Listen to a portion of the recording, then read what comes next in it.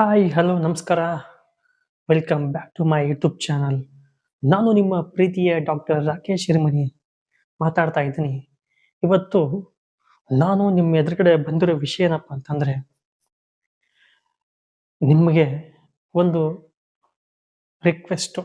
ಏನು ಅಂತಂದ್ರೆ, 2014ರಲ್ಲಿ ಈ ನನ್ನ ಯೂಟ್ಯೂಬ್ ಚಾನಲ್ ಸ್ಟಾರ್ಟ್ ಮಾಡಿದೆ. ಸ್ಟಾರ್ಟ್ ಮಾಡಿದ ಮೇಲೆ ಕೆಲವು ವಿಡಿಯೋಗಳನ್ನು ಹಾಕ್ತಾ ಇದ್ದೆ. ಆದರೆ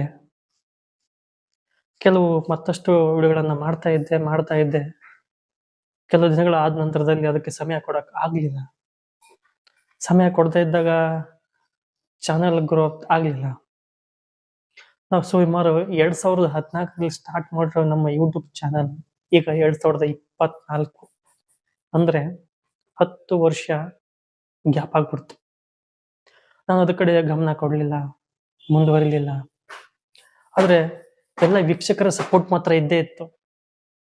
ಆದ್ರೆ ನಾನು ಚಾನಲ್ ರನ್ ಮಾಡಲಿಲ್ಲ. ಸೊ 10 ವರ್ಷ ಕಳೆದು ಹೋಗ್ಬಿಡ್ತು, ಸಬ್ಸ್ಕ್ರೈಬರ್ಸ್ ಇಲ್ಲ.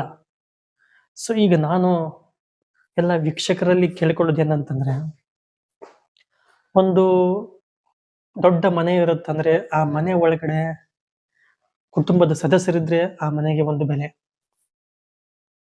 ಮನೆಯಲ್ಲಿ ಎಲ್ಲ ಫ್ಯಾಮಿಲಿ ಇದ್ರೇನೆ, ತುಂಬ ಕುಟುಂಬ ಇದ್ರೇನೆ ಅದಕ್ಕೊಂದು ಕಳೆ ಇರುತ್ತೆ. ಆ ಒಂದು ಕುಟುಂಬಕ್ಕೆ, ಆ ಒಂದು ಮನೆಗೆ.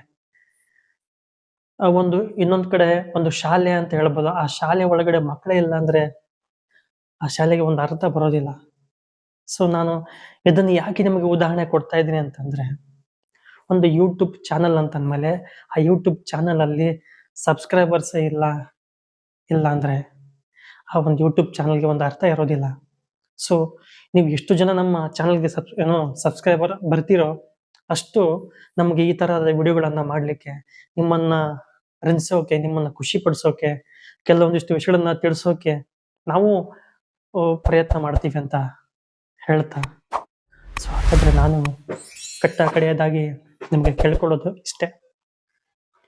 ನಮ್ಮ ಚಾನಲ್ಗೆ ಸಪೋರ್ಟ್ ಮಾಡಿ, ಲೈಕ್, ಕಮೆಂಟ್